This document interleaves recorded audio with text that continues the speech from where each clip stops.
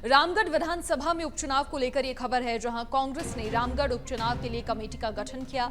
अलवर जिलाध्यक्ष योगेश मिश्रा की अध्यक्षता में कमेटी का गठन और लोकसभा प्रत्याशी ललित यादव, ममता भूपेश, हाकम अली, जसवंत गुर्जर को कमेटी में सदस्य बनाया है। कमेटी ब्लॉक मंडल स्तर पर बैठक कर संगठन को मजबूत करने का काम करेगी। तो ये बड़ी खबर, लोकसभा प्रत्याशी ललित यादव, ममता भूपेश, हाकम अली, जसवंत गुर्जर को कमेटी में सदस्य बनाया गया है और ये कमेटी ब्लॉक मंडल स्तर पर बैठक कर संगठन को मजबूती प्रदान करने का काम करेगी। रामगढ़ विधानसभा में उपचुनाव को लेकर ये खबर। अधिक जानकारी के लिए सहयोगी लोकेश ओला फोन लाइन पर जुड़ गए हैं। लोकेश, क्या कुछ पूरी जानकारी है संगठन को मजबूती को लेकर यहाँ पर जो कमेटी का गठन है वो किया गया है? जिस तरह से रामगढ़ के अंदर भी कांग्रेस के विधायक की मौत होने के बाद अब उपचुनाव होने हैं, ऐसे में उपचुनावों को लेकर कांग्रेस और बीजेपी दोनों ही पार्टियां तैयारी कर रही है। कांग्रेस पार्टी की ओर से कमेटी का गठन किया गया, जहां पहले 6 जो विधानसभा क्षेत्रों में उपचुनाव होने थे वहां कमेटियों का गठन किया जा चुका था और बैठकें भी कई दौर की हो चुकी। अब रामगढ़ के अंदर भी जो उपचुनाव होने हैं उसको लेकर कांग्रेस पार्टी ने कमेटी का गठन किया गया है। इस कमेटी के अंदर अलवर जिलाध्यक्ष योगेश मिश्रा को अध्यक्ष नियुक्त किया गया। इसके अलावा पूर्व मंत्री ममता भूपेश और इसके अलावा बात करें तो हाकम अली विधायक विधायक ललित यादव, साथ ही पीसीसी के महासचिव जसवंत गुर्जर को सदस्य बनाया गया है। ये जो कमेटी वो रामगढ़ के ब्लॉक और मंडलों के अंदर बैठकें करेगी और सुझाव दिए जाएंगे, साथ ही संगठन को और अधिक मजबूती प्रदान करने का काम किया जाएगा। इसके अलावा बात करें तो जो प्रत्याशी चुनाव मैदान में टिकटों की दावेदारी करेंगे उनकी स्क्रूटनी का काम भी जाएगा और उपचुनाव के अंदर कांग्रेस पार्टी के प्रत्याशी की जीत हो, इसी को लेकर इस कमेटी का गठन किया गया है। जी चलिए, शुक्रिया तमाम जानकारी साझा करने के लिए लोकेश आपका। तो रामगढ़ विधानसभा उपचुनाव को लेकर कमेटी घोषित की गई है और ये जो कमेटी है ब्लॉक मंडल स्तर पर बैठक कर संगठन को मजबूती प्रदान करने का काम करेगी। तो प्रदेश कांग्रेस ने ये कमेटी घोषित की है रामगढ़ विधानसभा उपचुनाव को लेकर ये कमेटी, और ये बड़ी खबर आपको बता रहे हैं।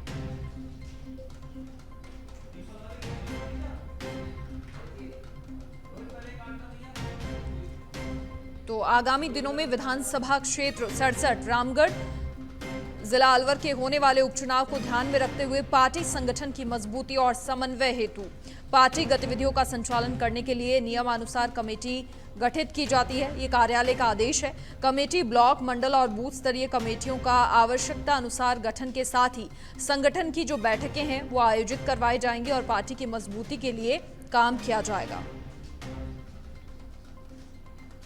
और इस कमेटी में श्री योगेश मिश्रा अध्यक्ष जिला कांग्रेस कमेटी अलवर के अलावा ललित यादव कांग्रेस प्रत्याशी लोकसभा क्षेत्र अलवर, ममता भूपेश पूर्व मंत्री राजस्थान सरकार, श्री हाकम अली विधायक फतेहपुर और जसवंत गुर्जर महासचिव पीसीसी और प्रभारी अलवर। तो कमेटी का जो कार्यालय आदेश है उसकी एक्सक्लूसिव प्रति भी आप फिलहाल अपनी टीवी स्क्रीन पर देख पा रहे हैं। और उदयपुर में देर रात चाकूबाजी की घटना से आक्रोशित लोगों ने दुकानों में तोड़फोड़ कर दी। आरोपी के घर पर बुलडोजर चलाने की मांग पर अब लोग अड़े हैं। हाथीपोल, सिलावटवाड़ी इलाकों में पुलिस का जाब्ता तैनात है और फिलहाल शहर में शांति का माहौल बना हुआ है। पुलिस अधिकारियों ने शांति बनाए रखने की अपील की है। तो आरोपी के घर पर बुलडोजर चलाने की मांग पर अब लोग अड़े हैं। फिलहाल शहर में शांति का माहौल बना हुआ है।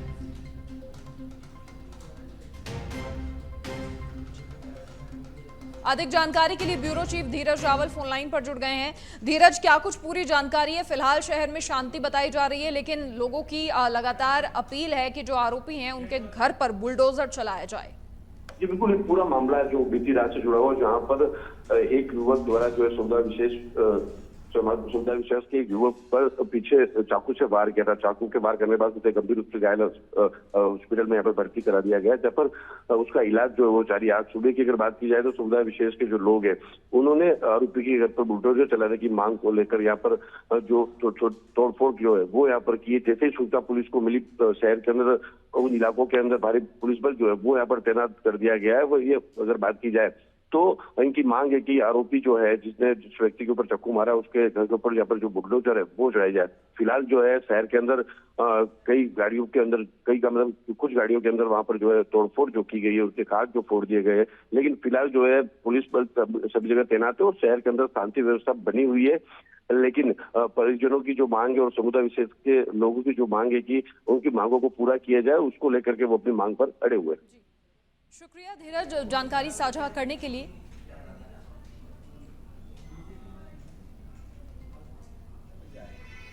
वो हॉस्पिटल से आया 100 खान 150 इधर सिलाटवाड़ी का यूनिट वहाँ से आए, पत्थर मारे बहुत और आवाज़ करते रहे। फिर मैं बाहर आया, मुझे बाहर जाऊँगा बेचा पानी बढ़ जाएगी। आपका नाम बताओ। मेरा अमृतलाल शर्मा, पुजारी हूँ खटी समाज मंदिर का, 30-32 साल से गुजर। और डिंपल मीना हत्याकांड मामला संघर्ष समिति के साथ कांग्रेस विधायक किरोड़ी लाल मीणा के आवास पहुंचे हैं। सांसद और विधायकों के साथ किरोड़ी लाल मीणा की बातचीत।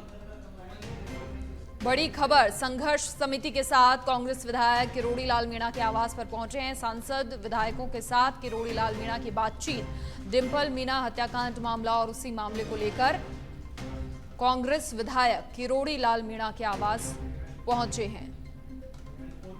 सांसद विधायकों के साथ किरोड़ी लाल मीणा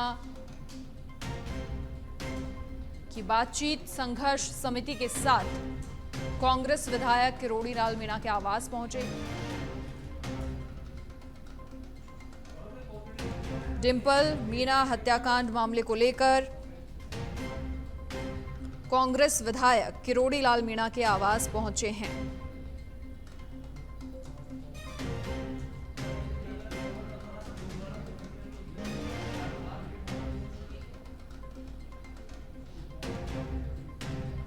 अधिक जानकारी के लिए सहयोगी नेहा जोशी फोन लाइन पर फिलहाल जुड़ गई हैं। नेहा, क्या कुछ पूरी जानकारी है? देखिए, मामले को लेकर काफी बार महापंचायत हुई, सीबीआई से जांच की तमाम मांगे हुई और अब कांग्रेस विधायक किरोड़ी लाल मीणा के आवास पहुंचे हैं, क्या जानकारी?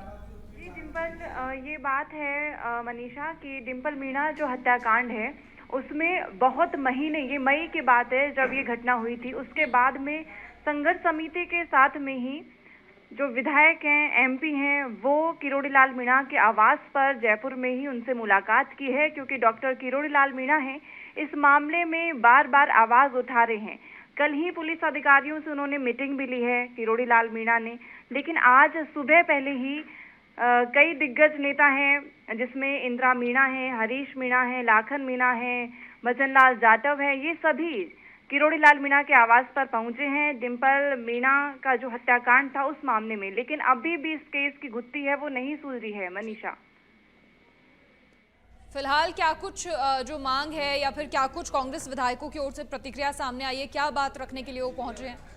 बात यही रखने के लिए पहुंचे कि जल्द से जल्द जो भी डिंपल मीणा हत्याकांड में जो गुत्थी है, जो घटना हुई है, इसमें कैसे न्याय मिल सकता है, किस तरह से, अगर देखिए एक मीणा समाज के बेटे के साथ में भी ये हुआ है तो अधिकतर इसमें मीणा एमएलए हैं, इंदिरा मीणा है, महिला नेता हैं, तो जाहिर सी बात है कि वे आवाज उठाएंगी। हरीश मीणा है, वे भी वहां पर पहुंचे हैं और आप तस्वीरों में आप देख सकते हैं कि बैठे हैं वे सभी जो एमएलए हैं वो वहां पर पहुंचे हैं और बैठ करके इसी मामले पर बातचीत हो रही है कि आगे इस मामले में कैसे न्याय दिलाया जा सकता है। चलिए नेहा, बहुत शुक्रिया फिलहाल तमाम जानकारी साझा करने के लिए आपका। तो कांग्रेस विधायक पहुंचे हैं किरोड़ी लाल मीणा से बातचीत करने के लिए। डिंपल मीना हत्याकांड मामला और एक बड़ा मामला जिसे लेकर लगातार जो विपक्ष की है वो भी यही मांग है कि मामले में पूरा न्याय हो।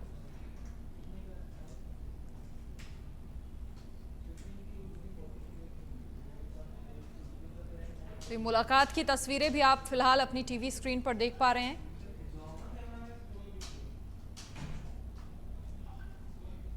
और अब भीलवाड़ा के कोटड़ी से बड़ी खबर, जहां युवक से मारपीट मामले को लेकर नदराय कस्बा बंद है और करीब आधा दर्जन युवकों ने यहां मारपीट की थी। युवक से मारपीट में नदराय निवासी दीपक रैगर गंभीर रूप से घायल हुआ। घायल युवक का उदयपुर में इलाज जारी है और सुबह से ही रैगर समाज के लोग धरना प्रदर्शन कर रहे हैं। नदराय कस्बे के बाजार भी पूर्णतया बंद। सरपंच शंकर लाल मौके पर ग्रामीणों से समझाइश का प्रयास कर रहे हैं और प्रदर्शनकारी आरोपियों की गिरफ्तारी की मांग कर रहे हैं।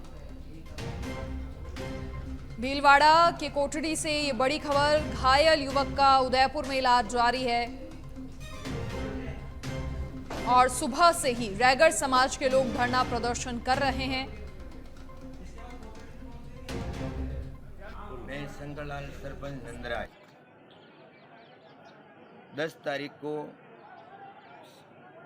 अपने दीपक सनोप शंकर रेगर नंदराय, उसके और रामकिशन पिता गोदूजी गुजर और शिवलाल पिता सरदार गुजर और उसके साथ अन्य कोई थे, उसका हमारा को नाम मालूम नहीं। ये इसके झगड़ा हो गया था तो इसकी रिपोर्ट कोटड़ी थाने में दर्ज कराई थी, तो प्रशासन समय रहते सुनवाई नहीं की, इसलिए फिर दमंगाइयों ने फिर वापस झगड़ा करके उसके हाथ पैर तोड़ दिए और वो अभी वेंटिलेटर पर है, उदयपुर भर्ती। प्रशासन अगर समय रहते सुनवाई कर लेता तो ये हादसा वापस नहीं। तो मारपीट में नदराय निवासी दीपक रैगर गंभीर रूप से घायल हुआ, जिसका उदयपुर में इलाज जारी है और फिलहाल इस मामले को लेकर नदराय कस्बा बंद है और रैगर समाज के लोग सुबह से ही धरना प्रदर्शन कर रहे हैं।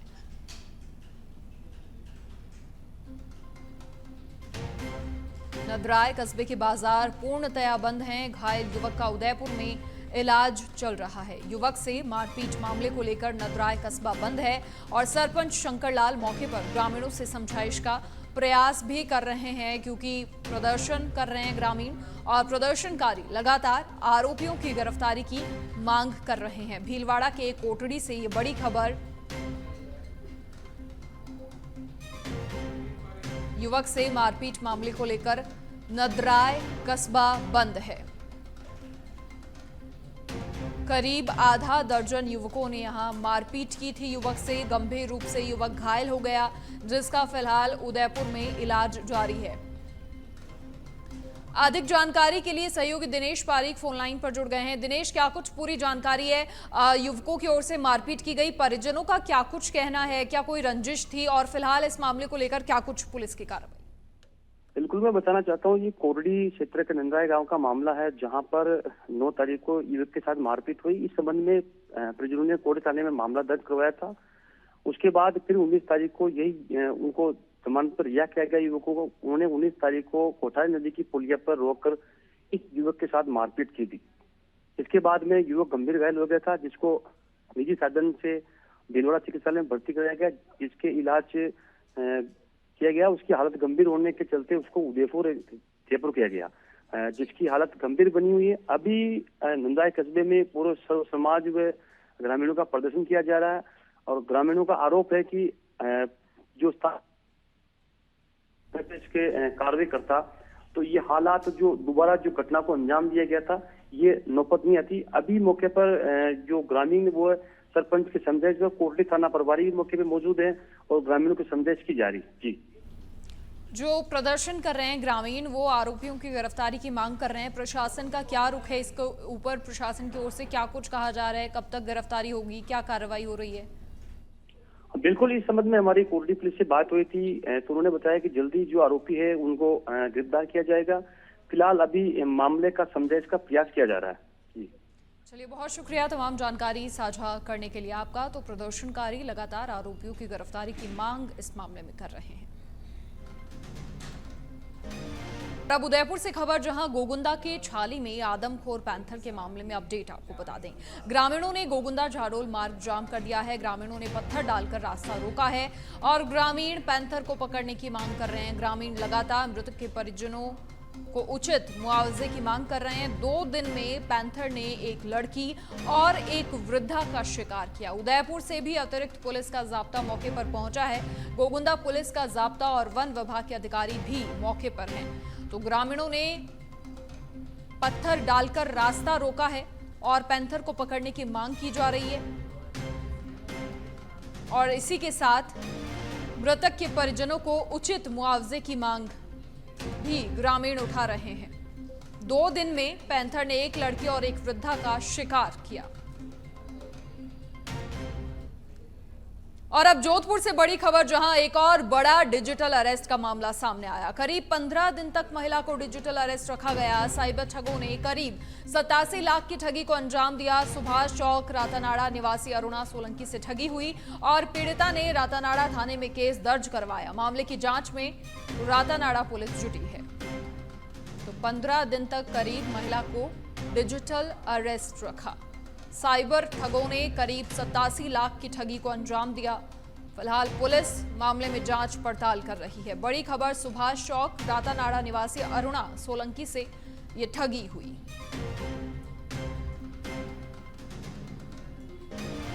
पीड़िता ने रातानाड़ा थाने में केस दर्ज करवाया और इसे लेकर लगातार अब पुलिस की जांच पड़ताल जारी है। अधिक जानकारी के लिए bureau chief Jitendra Dudi phone line पर जुड़ गए हैं। जितेंद्र, क्या कुछ इस मामले में जानकारी, क्या ये पूरा मामला और फिलहाल पुलिस की ओर से क्या कुछ कहा जा रहा है कार्रवाई को लेकर? बिल्कुल मनीषा, बता दूं कि एक महिला की ओर से एफआईआर दर्ज करवाई गई, जिसमें उसने बताया कि उसको जो है अनजान नंबर से 2 कॉल आए। उसे ये बताया गया, एक अधिकारी बनकर बात की गई, जिसमें उससे कहा गया कि पार्सल के अंदर आपके कुछ एटीएम और अवैध दस्तावेज पाए गए हैं, जिसको लेकर के उसको डिजिटल जो है अरेस्ट किया गया। यानी डिजिटल तरीके से उसको तकरीबन 10 दिन तक जो है बंद कमरे में रखा गया और उससे लगातार जो है उसे संपर्क करके उसके पैसे जो है निकलवाए गए। इस महिला ने डर के मारे जो है अपनी 84 करोड़ लाख की जो है एफडी तक तुड़वा कर उस अनजान शख्स को जो है पैसा भिजवा दिया। जब पैसा सारा ट्रांसफर हो चुका था, उसके बाद जो है इसे होश आया तो ये जो है रातानाड़ा थाने में अपनी एफआईआर दर्ज करवाई।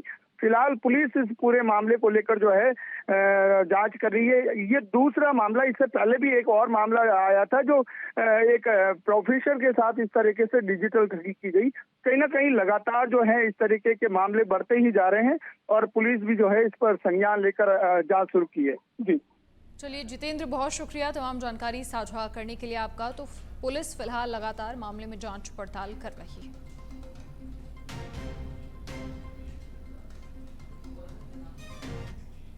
और अब जयपुर से बड़ी खबर, जहां सीईटी का फॉर्म भरा और अब एडमिट कार्ड देखकर माथा पकड़ रहे हैं। 27 और 28 सितंबर को होने वाली परीक्षा का एडमिट कार्ड जारी हुआ है। परीक्षा के लिए अभ्यर्थियों को गृह जिला नहीं मिलने से खासा दिक्कत हो रही है। सोशल मीडिया पर कई अभ्यर्थियों ने समस्या साझा की है। हनुमानगढ़ के एक अभ्यर्थी को जयपुर में सेंटर दिया है तो लिखा, कैसे परीक्षा दे, महंगा पड़ जाता है आना जाना।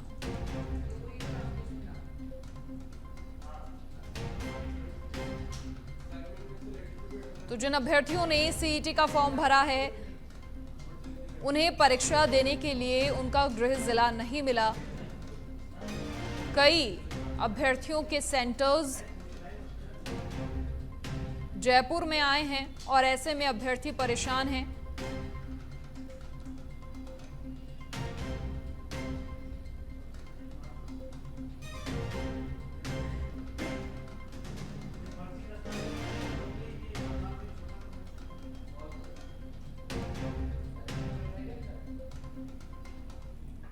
और अब जयपुर से बड़ी खबर, जहां फर्जी दस्तावेज किए पेश तो बड़े एक्शन के लिए तैयार रहे। फर्जी डिग्री प्रकरण में बोर्ड की ओर से लिखा गया है कि 30 से ज्यादा यूनिवर्सिटीज को लेटर डिग्रियों के संदर्भ में रिपोर्ट मांगी है। फर्जी दस्तावेज पेश करने की आशंका के बीच बोर्ड अध्यक्ष का ये एक्स पोस्ट, और जिसमें उन्होंने लिखा कि मामले को लेकर एसओजी भी हमारे साथ जांच में जुटी है। अगर किसी ने जाली दस्तावेज बनाए तो बड़े एक्शन के लिए तैयार रही। पीटीआई भर्ती में 300 से ज्यादा डेटा मिसमैच के केस में 30 यूनिवर्सिटीज को लेटर लिखा है। यूजीसी के नॉर्म्स के अनुसार दस्तावेज मांगे गए हैं। तो जहां फर्जी दस्तावेज पेश किए जाते हैं, इस मामले को लेकर बोर्ड अध्यक्ष ने एक्सपोज किया है और लिखा है कि अगर किसी के द्वारा जाली फर्जी दस्तावेज बनाए जाते हैं तो एक्शन के लिए भी तैयार रहें। एसओजी भी हमारे साथ जांच में जुटी है। और इसी के साथ यूजीसी के नॉर्म्स के अनुसार दस्तावेज मांगे गए हैं।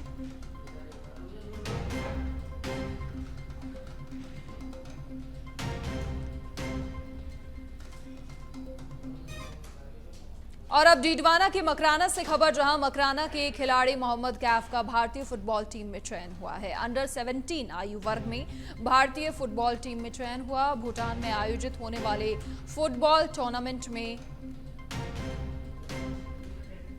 खेले हैं मोहम्मद कैफ।